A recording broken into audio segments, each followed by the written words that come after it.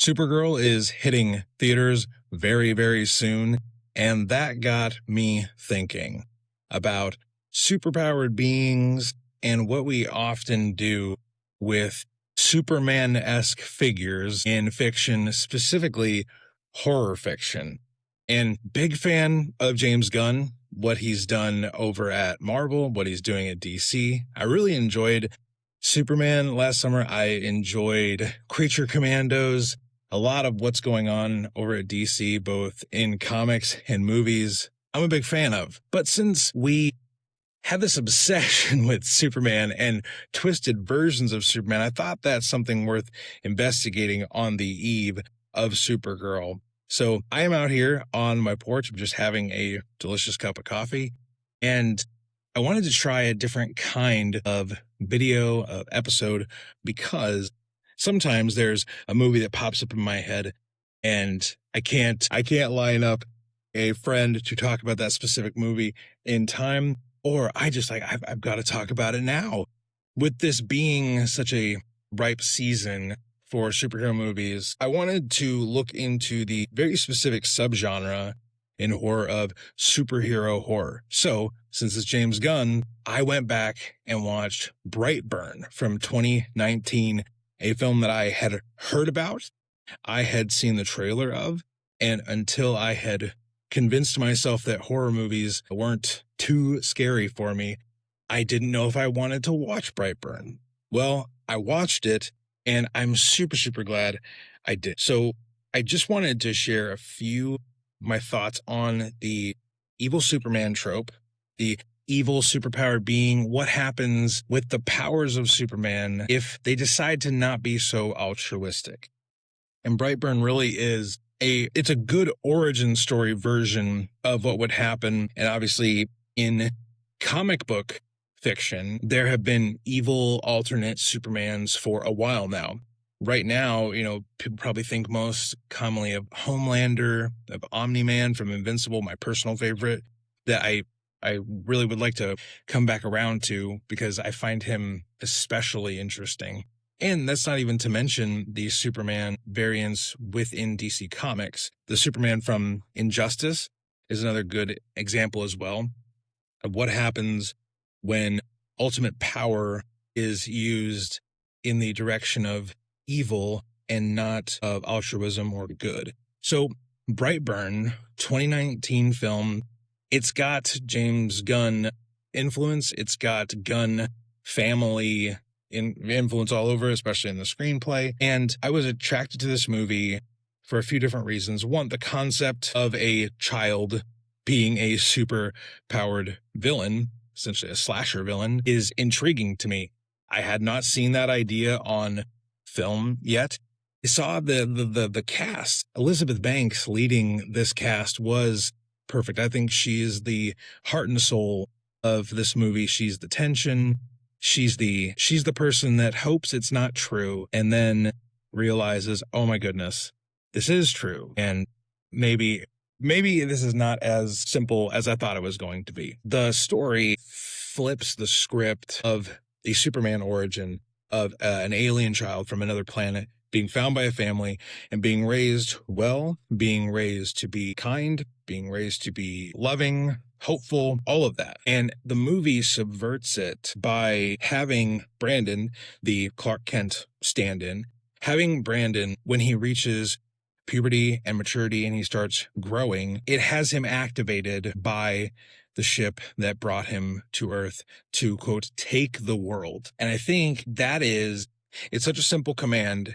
I think someone with an ultimate power, like a Superman-esque power, for a young man in the throes of confusion of that stage of life where everything is up in the air, giving them such a vague command was ripe for terrible things happening because he reacts so emotionally to all these different triggers, being told no, being confronted, wanting to know, hey, that girl looked at me a certain way. What does that mean? Having those kind of physical internal tensions. And I think this movie plays out in a really sick, but also logical way. And I think one of the things it does well is it tries to really help you understand Brandon, but the things he does are so monstrous, and the things he does are so unfeeling, unemotive, even though they're being triggered by very, very emotional things. So the dark mirror of Superman in this became really, really clear and obvious. One, because of the iconography, the red cape, the spaceship, the farmhouse. But even then, some things they take from Action Comics #1, him killing his uncle with the car, him being smashed into the front of the car. That was a really, really well done scene, and I'm sure the Gunn family, James and his brother and his cousin that were involved in this film, I'm sure they were just eating that up with a spoon, like the idea of like, oh my gosh, we can do our own version of that. So I like the homages, but also everything that Clark Kent is what I love about Superman. The hope, the empathy, being strong for people that are weak and standing in the gap for oppressed people. Early on in Action Comics, this is such an overt, obvious theme, and I think it's carried over really well into Gunn's Superman movie in the summer of 2025. It subverts all of the core iconography and themes of Superman. And I think it makes too much sense. And I don't mean that in a bad way, but I think the reason why superhero horror and edgier, darker versions of superheroes that don't have as clear-cut moral compasses, I think why that has become so prevalent is because we look at something with a sense of ultimate power, of superior power, and the question has to be raised, how could you not misuse that? How could someone with so much power not be at least tempted, let alone tempted and then convinced to use it in a selfish motive, and honestly, in a hateful motive? Brandon in Brightburn, he uses it in a hateful way when it's revealed that he is who he truly is. He lashes out at these parents who have loved him his entire life and who are struggling themselves with what do we do? What do we do with this child who we know that they're not from here. They know they're not his biological parents, but they, like an adoptive parent, they have taken on that emotional, mental, physical role of provider, of parent, and then it's twisted. How could someone not use power selfishly? And it casts such a great, like I said, dark mirror to it, because the main iteration of Superman we get for a lot of his history is he does things for others. Well, in Brightburn, Brandon does things for himself. And part of the horror of that is he does not care for others. And that was, when watching the movie, that was the thing that stood out to me the most profoundly, because it was everything I love about Superman completely inverted. It speaks to a perversion of someone that is good, that is hopeful, that is youthful in Brandon's case. Someone that has so much ahead of them, someone who has so much provided for them, but no matter what, that person can still make decisions in their own interest, ignore the needs of others, and go off on a different path. I think you see that sometimes when there's news reports of someone who does a horrific thing. Well, I'll just keep it vague. Someone who does a horrific thing, and one of the comments is, they had a loving mom, they had a loving dad, they were a straight A student, they were a star athlete, whatever you want to say, all these exterior qualifiers to ask the question, well, they were so good, they were doing so well, and then this thing happened and it sent them off on a different path. The horror of Brightburn is, yes, the fact that Brandon goes throughout the town and he's taking his confusion, his anger, experimenting with these powers, he's taking it out on people who have either told him no. Actually, that's probably the most basic thing, the rejection, the ostracization, the othering of him, the shutting off of him. You see it. One of the scenes that was most profound along those lines was when his uncle gives him the gun for his birthday, and his dad immediately says, no, he's too young. Brandon instantly rejects that. And then he ruins a birthday party in that moment. That feeling of rejection sends him off on a different path. The powers that he has, then he realizes, I don't have to be told no anymore. I don't have to be told no. And man, it is a powerful display of growing up, young men specifically.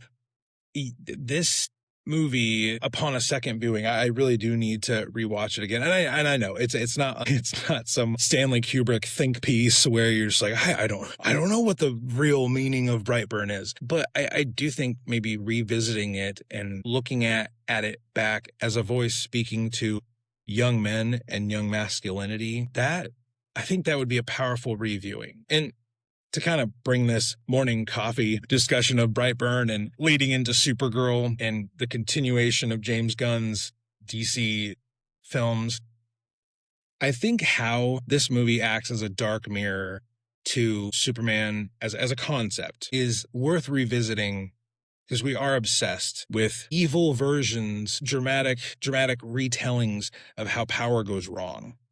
And you can see that in the real world when people have power. The common phrase is that absolute power corrupts absolutely. And you see that in the real world, and it is reflected into our fiction. And what is a greater example of absolute power, Superman, being corrupted absolutely? Like I said earlier, we have these examples of Homelander, Omni-Man. There are tons of other third publishers outside of Marvel and DC who have done their own versions of it. Last year, we got a version of a evil Superman in Sentry during the Thunderbolts film. DC Comics has done so many different alternate versions of Superman, and let's just say most of them are not, you know that good guy, he got better. He got greater. He became more of a nice guy. Usually, that is not the story that is told. It's what would go wrong in Clark's life for him to not feed the best of him. And I said I wanted to revisit Omni-Man. I think what I find so interesting about Omni-Man is Omni-Man had a plan. He knew why he was there, and he actively lied to everybody. And then when his secret comes out that he kills the Guardians of the Globe in the first episode of Invincible, very early on in the Invincible comic, his lack of remorse, his lack of importance he puts on human beings, specifically Mark, his son Mark's mom, the detached remorselessness of a being with absolute unchecked power, not even really giving a thought to the insignificance to the humans. Later on in the first season of Invincible, which if you haven't seen, watch. Invincible is a great TV show. It's fun, great action, and it proposes questions centered around power. And that is important. At the end of the season, Omni-Man tries to convince Mark that fighting him is useless because everyone around him is going to die. The fact that they will not last as long as he is, the fact that they're not as powerful as he is, means that they are insignificant and not worth his effort to protect. Well, Omni-Man looks at that, and he is doing his version of the logical thing, like Brandon does in the beginning of Brightburn. I have a feeling that Brandon's story, if it had continued, if it ever continues in any kind of medium, it would play out similar to an Omni-Man, where the insignificance of human life and people not being able to tell him no leads to unchecked horrors. That this potential superhero becomes a menace to the entire world because, after all, he's been given the motivation of take the world. And if he feels no remorse about what he's doing, the logical conclusion would be he would keep doing it until perhaps a connection is made. Like the thing that gets through to Omni-Man is the humanity of his son. The thing that gets through to him is fragility doesn't automatically mean that something is not worth something. If humanity is destined to die, it doesn't mean that there's no value in living. And this comes back to my favorite thing about Superman, my favorite thing about Supergirl, my favorite thing that I learned in the opposite way from Brightburn. And that is that humanity matters. No matter how powerful you are, humanity matters. It is the thing that connects us. It is the thing that drives us. your regard for others, your feeling of remorse over complicity in the hurt of others, the treatment of others, your sense of responsibility for your fellow man, for your fellow woman, for your fellow person is what separates you from being a Superman-esque figure, from being a Brandon in Brightburn kind of figure. I hope perhaps if you're checking this out, I hope that maybe you've benefited from me just being out here on the porch, drinking my coffee and sharing this little journal entry about Brightburn right before Supergirl hits theaters and James Gunn continues us off on his DC universe. But yeah, if you want to check out another video, I'm sure there are suggestions around you right now. But yeah, we'll see you in the next one.